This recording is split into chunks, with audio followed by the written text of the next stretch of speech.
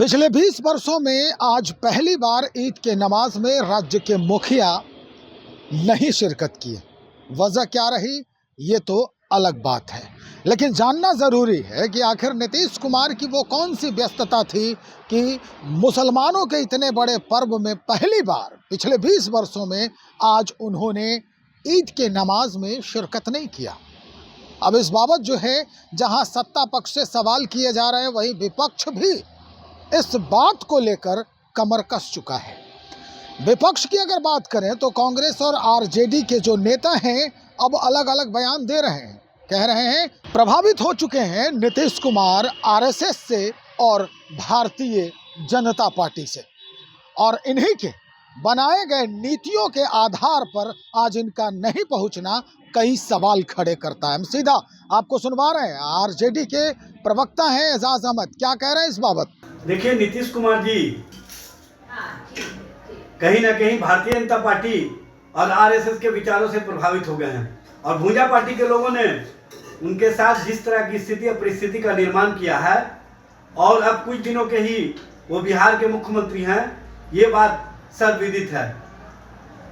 मुख्यमंत्री जी हर बार गांधी मैदान में ईदगाह नमाज के समय मुस्लिम भाइयों से मिलने के लिए जाते थे, लेकिन इस बार क्यों नहीं गए?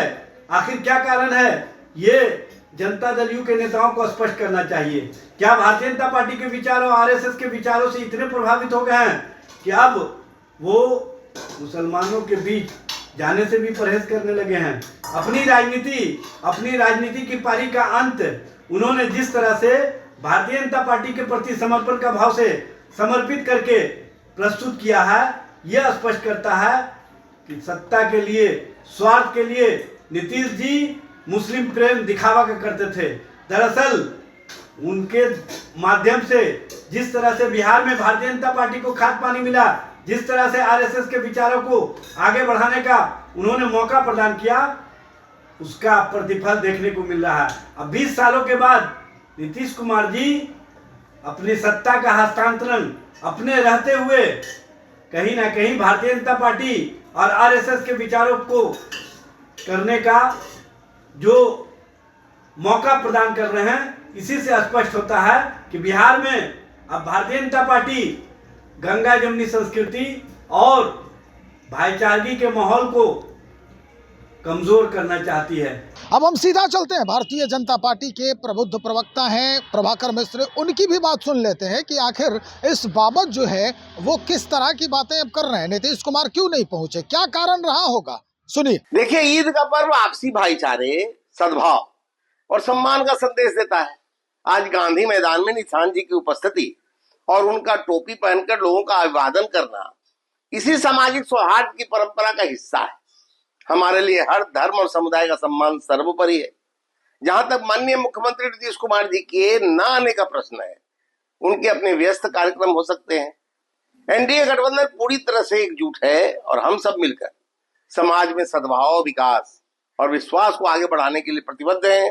तो भाई इनका कहना है कि व्यस्तता है, वो समृद्धि यात्रा पर निकल रहे हैं, और ऐसे में नेता निशांत कुमार का भी जाना वो नीतीश कुमार का ही प्रतिनिधित्व करते हैं। तो चलिए अब आगे बढ़ते हैं। असित नाथ तिवारी है कांग्रेस पार्टी से, उनकी भी बात बड़ा ही महत्वपूर्ण है, काबिले गौर है।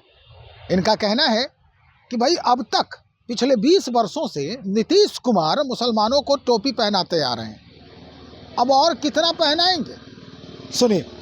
20 साल से तो लोगों को टोपी पहना ही रहे हैं, अब और कितना टोपी पहनाते। लोग समझ गए हैं कि नीतीश कुमार जी टोपी पहनाने वाले एक ऐसे खिलाड़ी हैं जो उस आदमी को शक्ति दे रहे हैं, उस आदमी को ताकत दे रहे हैं जिसने गुजरात में पता नहीं क्या क्या करवाए।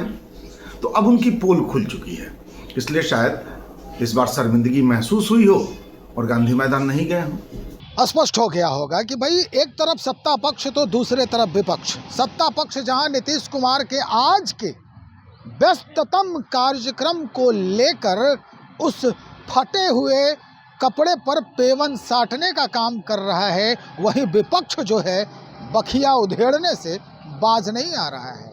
आखिर ऐसी कौन सी व्यस्तता रही राज्य के मुखिया की कि इतने बड़े पर्व जो इस्लाम धर्म के अनुयायी हैं, जहां आप पिछले 20 वर्षों से लगातार शिरकत करते आ रहे हैं, और आज ऐसी कौन सी व्यस्तता आ गई जिसमें आप 5 मिनट के लिए वहां जाकर लोगों के साथ गले नहीं मिल पाए?